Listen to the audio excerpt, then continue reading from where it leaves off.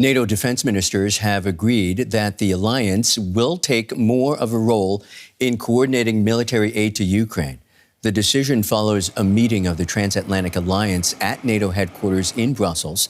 Pledges for bilateral assistance will continue to be organized through a U.S.-led group of some 50 countries. NATO will now take over some of the logistics for delivering that support and training. NATO head Jens Stoltenberg says the mission will be headquartered at a U.S. military base in Germany and involve almost 700 staff. These efforts do not make NATO a party to the conflict, but they will enhance our support to Ukraine to uphold its right to self-defense. More on this NATO meeting now from DW correspondent Terry Schultz in Brussels. Terry, this new NATO operation called the Security, Assistance and Training for Ukraine will be located in Germany. Do we know more specifics? Well, as has been mentioned, this will be about 700 people under NATO control, NATO command, located in Wiesbaden.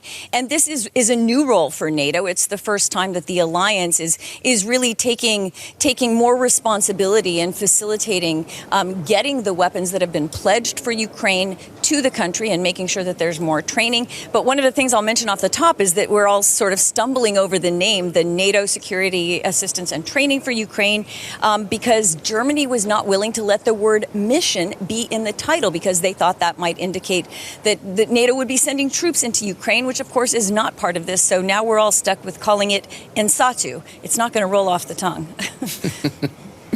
Terry, is there also an agreement on the funding of the Ukraine aid? No, it linked with Ensatu. There was not an agreement, and the Secretary General was very much hoping he would get that at the same time as they approved this O plan, the so-called operation plan for the mission. And so countries were not willing to agree to his proposal that 40 billion euros be earmarked per year to continue this funding. Italy, for example, came out and said, you know what, that's simply not on our agenda. Some other countries, however, were willing, have been willing to put their money where their mouth is. Among those is Sweden, and we spoke with Swedish Defense Minister Paul Jönsson. Let's hear him explain. Sweden, together with the Netherlands and Norway and Denmark, has done long-term financial commitment, and we think that's good because it provides with predictability and the stability, and it's an assurance for the Ukrainians that we will be with them as long as it takes. And we're hopeful also that more countries will follow that path as well. And I'm hopeful it's going to be resolved to the Washington summit. And speaking of the Washington summit and funding, there's also the question of how much NATO allies should spend on their own militaries. Where is that debate now, less than a month before the summit?